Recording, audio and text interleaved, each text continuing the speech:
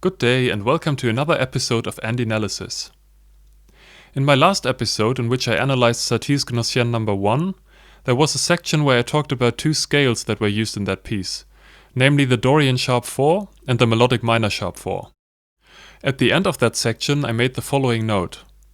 You could also look at the Dorian sharp 4 and melodic minor sharp 4 as being the fourth mode of harmonic minor and harmonic major respectively. In this video I want to explain a little better what I meant by that and put the principle to work by writing a short Satie-inspired composition. Let's dive right in. Hello viewers, welcome to Analysis.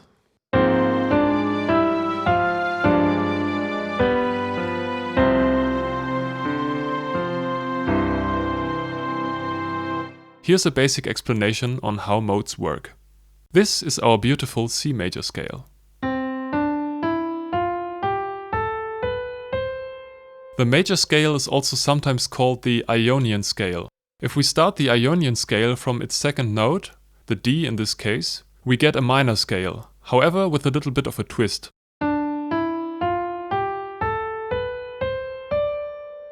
This one is called the Dorian scale, which is a minor scale with a raised 6, or actually a non-flattened 6 to be precise. We can keep creating new scales like this for a total of 6 times until we arrive back at our first note. These new scales are called modes. As much as I would like to explain their use, of which there are many, I cannot do so in this video without digressing from its actual topic. For now, just keep this definition in mind. A mode is any scale that is built up from the same notes as its so-called parent scale, but starts and ends on a different degree. Coming back to the Gnossienne number 1. If we now apply the same principle to the C melodic minor scale, we notice that indeed the fourth mode is F Dorian sharp 4. And the same goes for C melodic major. We go 1, 2, 3, 4 and confirm that yes indeed, the fourth mode is melodic minor sharp 4. Once we accept that this is possible, the principle is very easy and we can apply it to any scale we like. The good news is, we don't actually have to do so. We don't have to create modes of all the newfound modes, because making modes of those modes would leave us with the same modes, just in a different order. Does that make sense? So, I focused on the modes of the most commonly used scales, which are major, minor, which I could skip for the same reason that I already explained, harmonic and melodic minor, and, inspired by Satie, also the harmonic major scale. This already led to some interesting results, for example this one.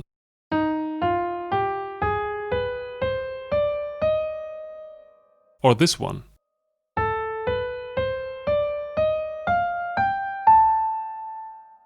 And things got even more fun when I also checked all the modes of the double harmonic major scale. So far so good. Now for the composing part. I noticed that in the Gnossienne number 1, the characteristic notes of the minor modes in the melody do not appear in the accompaniment. Instead, Satie used plain triads. To stay closer to the blueprint, and to make things a little easier for myself, I decided to use only those modes which contain a natural fifth, so that I can put either a minor or a major triad underneath without having to expect too much of a clash. I thought it was a nice contrast to set the piece in major, and focus on fun major modes for most of the piece. After experimenting for a bit, I settled on the following 3 modes.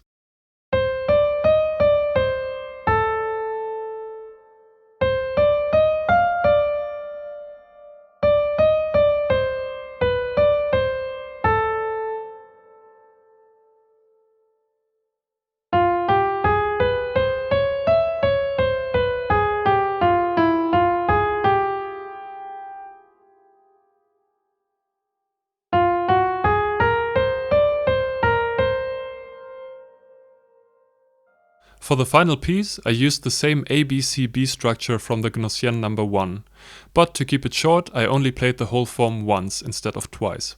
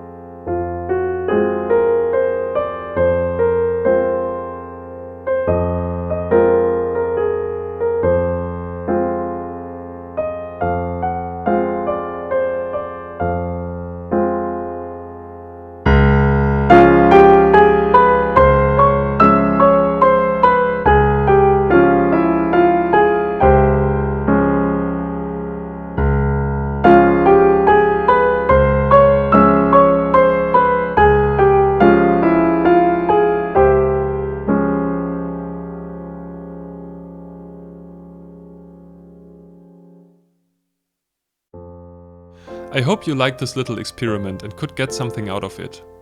I still stayed very much on the surface and set very clear guidelines for this composition, mainly because I wanted to finish it quickly.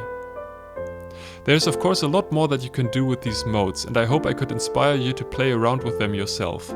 Let me know if you are interested in the list of modes that I made. I'd be glad to send it to you.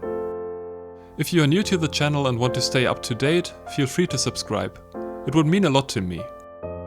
If you made it until here, thank you so much for watching. I really appreciate it. Hope to see you all on the next. Bye!